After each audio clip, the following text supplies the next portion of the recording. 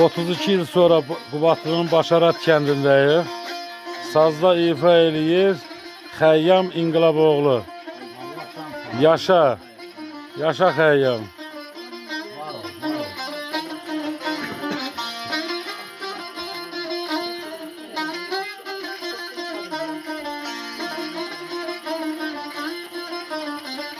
Olduğumuz həyət də Ehtiramgilin həyətidir.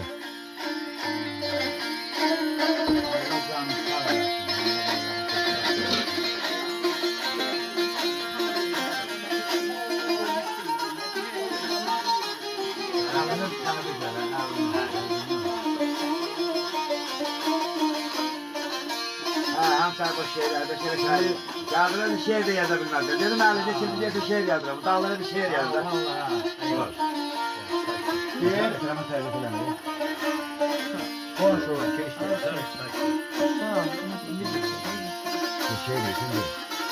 O rahmetli Alqayt müəllim yeni tutub çağırır, gedib kəndə.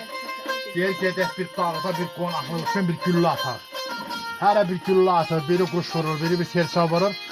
Alqayt müəllimin növbə gələndə deyir, mən o sıldırım qayını nişan alacağım. Deyir, tüfəngi tutdum üzümə, şahmaq çəkiləndə qayadan elə bir heybətli səs qalxdı, başımın tükü ayağa qalxdı. Gördüm məndən 20-30 metr aralıda bir qartal qanadından qan tökülmüş özətdə üzümə tamaşa edir. Hamı təbrik elədi ki, halaldır Alqayt müəllimə. Gör nə maşır oxsudur ki, qartalı vurdu. Amma mən orada ağladım.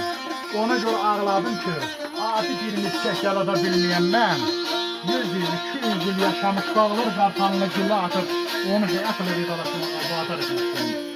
Nədəndir yaxmısan bax sinəsində? Şikarı puç olmuş yaralı qartal. Sənin sualım oxdu ov dərəsinə məni tələf olmuş yaralı qartal. Yandırır dağları ahın, amanın, bir də sağalmağa varmı gümanın? İndi görürsən mi çarxı zamanın zəfası bu imiş yaralı qartal? Getdiyim torpaqda sənsən dəxli.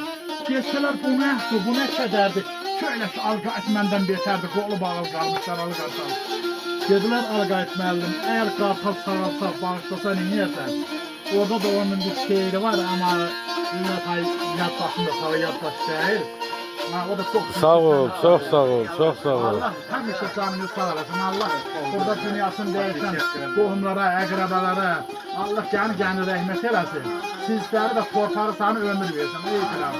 Mən də marına falan. Sağ ol, xəyal. Allah həmişə sizlərə bizim dəyərli qohumlarımız, canımız, ciğərimizdir.